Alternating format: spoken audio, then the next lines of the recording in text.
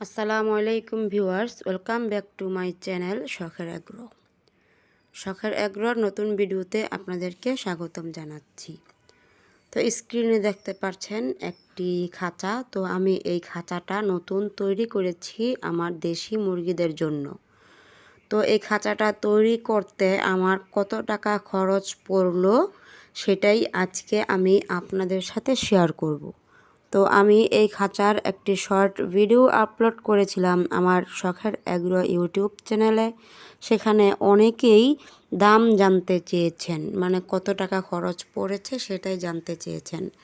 তো আমি এই ভিডিওর মাধ্যমে খাঁচাটা একদম ভালোভাবে আপনাদের দেখানোর চেষ্টা করেছি এবং দাম কত টাকা পড়েছে, কত খরচ পড়েছে সেটাও আজকে আপনাদের সাথে শেয়ার করব।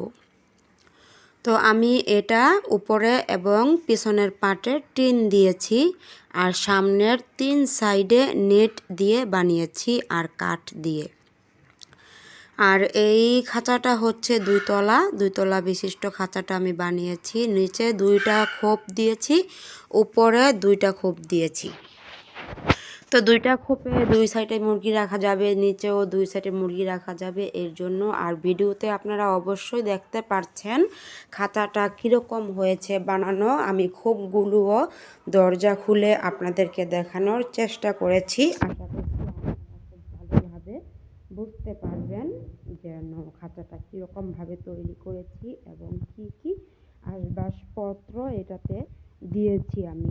তার জন্যই আমি আজকে একদম ভালোভাবে আপনাদেরকে খাঁচাটা দেখিয়ে দিলাম। এর আগেও আমি খাঁচার ভিডিও দিয়েছিলাম, তখন পুরোপুরি কাজ কমপ্লিট হয়নি আর কি।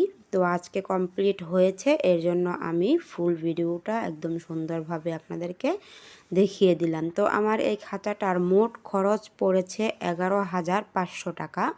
আমি আর কি ভেবেছিলাম 7-8 হাজারে ছাড়তে পারবো, কিন্তু জিনিসপত্রের যে পরিমাণে দাম আমি 7-8 হাজারে ছাড়তে পারিনি। আমার 11,500 টাকা খরচ পড়েছে মিস্ত্রি খরচ নিয়ে।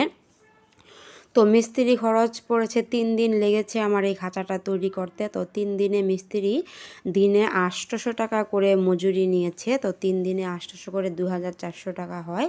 আর বাকি টাকার হচ্ছে আমি জিনিসপত্র কিনে এনেছি, যেমন টিন, কাঠ এবং এটার মাপটা হলো 5 বাই 7 ফিট।